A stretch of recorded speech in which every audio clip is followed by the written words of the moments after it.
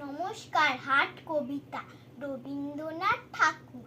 কুমোর পাড়ায় গরুর গাড়ি, বোঝাই করা কলসি হাড়ি। গাড়ি চালায় বংশীবদল, সঙ্গে যে যায় ভাঙনে মদ।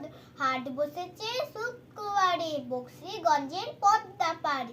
জিনিসপত্র জুটিয়ে এনে গ্রামের মানুষ বেচে কেন। উচ্ছে বেগুন পটল মূলো, বেতের বোনা ধামাকুলো। সর্ষে ছলা ময়দা আটা, শীতের র্যাপা নকশা কাটা। ঝাঁঝরি করা বেরি হাতা, শহর থেকে সস্তা ছাতা।